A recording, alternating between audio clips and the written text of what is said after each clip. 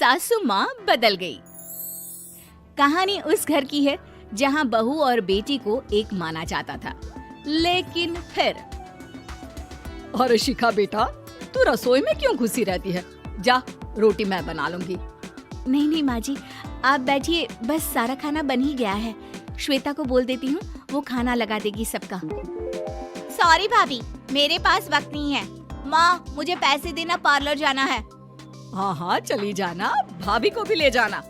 वो भी जाने को बोल रही थी पार्लर, पर पहले ना मदद कर दे उसके खाना लगाने में।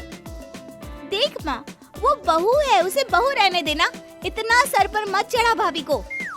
श्वेता, ज्यादा मत बोला कर। बहू और बेटी में कोई फर्क नहीं होता है। जाकर काम कर।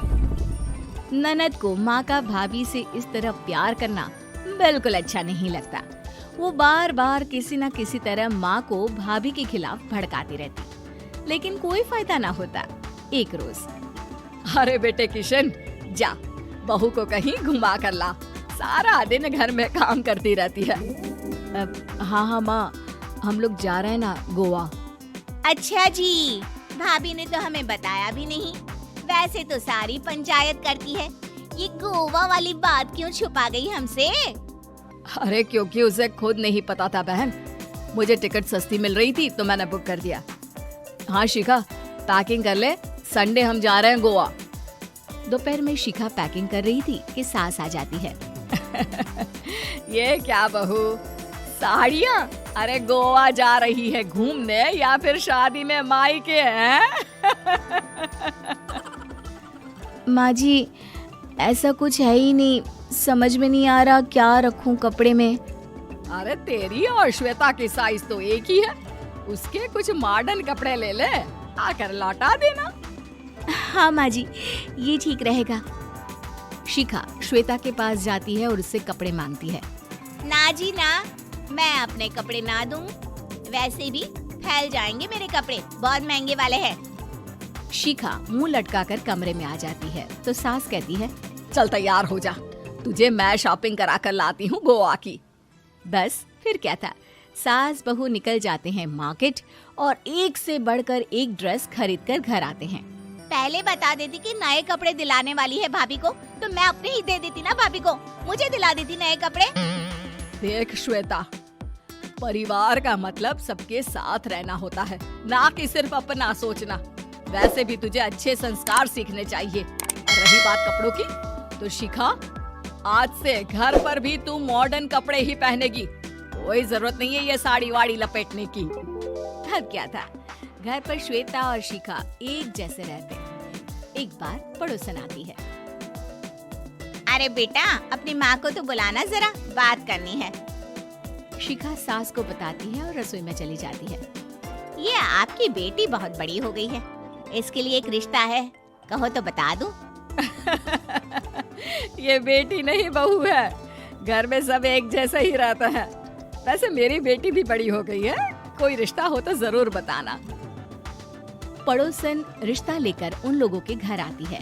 तब श्वेता की होने वाली सास कहती है, तो ये घर है, कितने मंजिल का है? और ये बहू ने आपकी क्या पहन रखा है, जीन्स टॉप? अरे भाई, साड़ी वाड़ी नहीं है क्या इसके पास?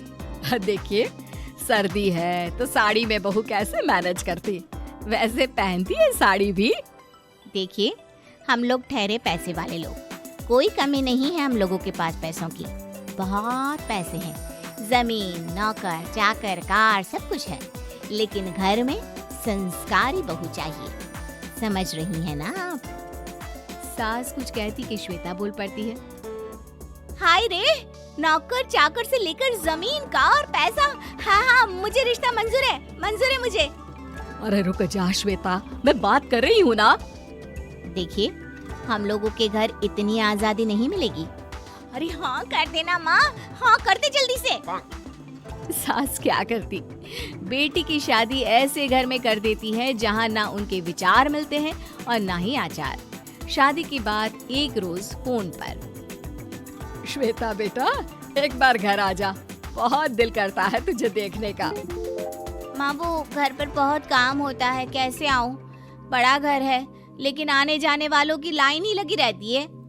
बेटा मैं तो जानती थी उस घर का हाल, लेकिन तू ही नहीं मान रही थी। माँ देख, हर घर का यही हाल है। तेरी बेटी को यहाँ घूंघट हटाने की परमिशन नहीं है और एक तरफ भाभी स्कर्ट पहनकर घूम रही है। बेटा मुझे क्या पता था कि मेरी बेटी को ससुराल के नाम पर पिंजरा मिल जाएगा। अच्छा माँ, फोन रखती हूँ, सास को गर्मा गर्म रोटी खिलानी है। तुम लोगों की तरह नहीं कि एक रोटी बनाओ, एक सब्जी बनाओ, फिर सारा दिन फ्री होकर घूमो। सास फोन तो रख देती है, लेकिन सोच में पड़ जाती है कि एक तरफ बेटी जिसे कोई आजादी नहीं, वहीं दूसरी तरफ बहू जिसे देखकर लगता ही नहीं कि उसकी शादी भी हुई है। अगले रोज। शिखा, अरे ओ शिखा। हाँ माँ, क्या हुआ? कुछ चाहिए आपको? मैं जिम जा रही थी। जिम के कपड़ों में बहू को देखकर सास को घूंघट में अपनी बेटी का ख्याल आता है। देख बहू, घर में बहू की तरह रहा कर। इतने टाइट कपड़े पहनकर जिम जाना पसंद नहीं मुझे। जा जाकर रोटी बना। रोटी? माँ अभी तो शाम की 6 बजे हैं, इस वक्त रोटी? अब क्या मेरे खाने पीने पर भी पहरा है? अरे जब मर्जी तब मैं अपने घर में खा भी नहीं सकती क्या? बहू को अजीब लगता है।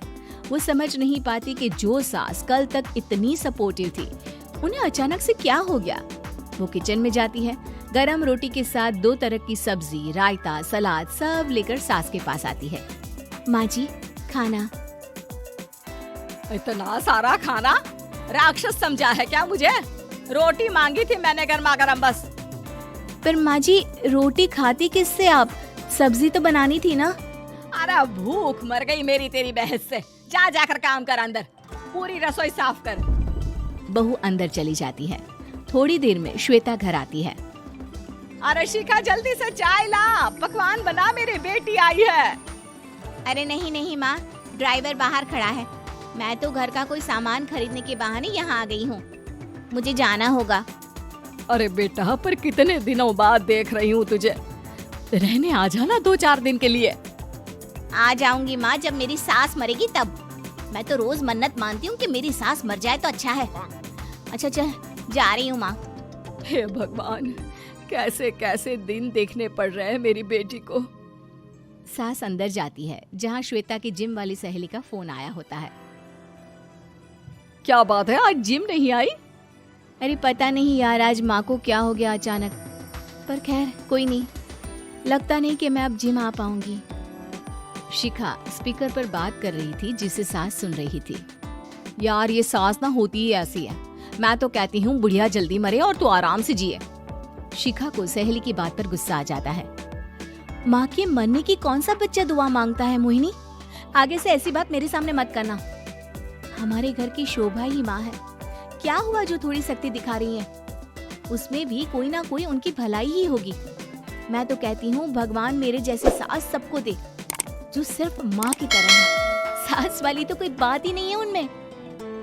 सास ये बात सुन रही थी। उनकी आंख में आंसू आ जाते हैं कि क्यों वो बेटी की किस्मत में बहू को भी भागीदार बना रही थी। शिखा, अरे ओ शिखा, क्या हो गया? जिम नहीं जाना क्या?